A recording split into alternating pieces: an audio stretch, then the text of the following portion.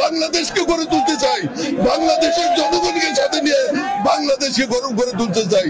আমি ভাইরা আমার, আপনারা জানেন আমার উপরে কত নির্যাতন হয়েছে, আমাকে রিমান্ডে নিয়ে কারেন্টের শক দিচ্ছে, চেয়ারে ঘুরেছে, আমাকে মারপিট করেছে, আমি অজ্ঞান হয়ে কোর্টের বারান্দা করেছিলাম।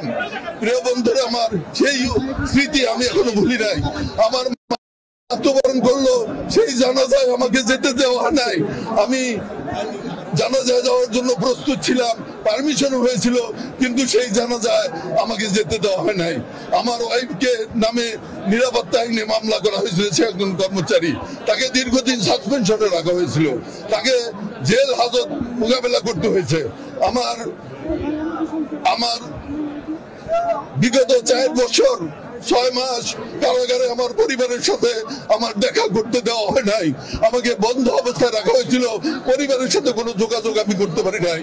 আজকে আমি সকলের কাছে কৃতজ্ঞ, বাংলাদেশের জনগণের কাছে কৃতজ্ঞ যে আমরা আজকে তাদের ত্যাগের বিনিময়ে আজকে আমরা মুক্তি পেয়েছি। আমাদের নেতারা কর্মীরা যেভাবে পরিশ্রম করেছে, এই ক্ষেত্র প্রস্তুত করেছে, এবং পরবর্তী টাইমে ছাত্র আন্দোলনের মাধ্যমে যে ফসল আমরা ঘরে তুলেছি, এই ফসলকে আমাদের টিকিয়ে রাখতে হবে। আমাদের আন্দোলন সংগ্রামের ফসলকে আমাদেরকে ঐক্যবদ্ধভাবে আমাদের ঘরে নিয়ে আসতে হবে। সেই আহ্বান জানিয়ে যারা আজকে এখানে উপস্থিত হয়েছেন, বিভিন্ন জায়গা থেকে এখানে উপস্থিত হয়েছেন, টাঙ্গাইল থেকে উপস্থিত হয়েছেন, আমার এলাকার থেকে উপস্থিত হয়েছেন, আমি সকলের প্রতি কৃতজ্ঞতা প্রকাশ করছি এবং ধন্যবাদ জানাচ্ছি। প্রিয় বন্ধুরা, আপনারা আশা করি আপনারা এরপরে আপনারা সেভাবে সুশৃঙ্খল ভাবে ফিরে যাবেন। এবং মনে রাখবেন, তারেক রহমান একটি কথা বলেছেন, আমরা জেলখানা থেকে শুনেছি, যে বিএনপির নাম ব্যবহার করে কিছু অপকর্ম করা হয়েছে।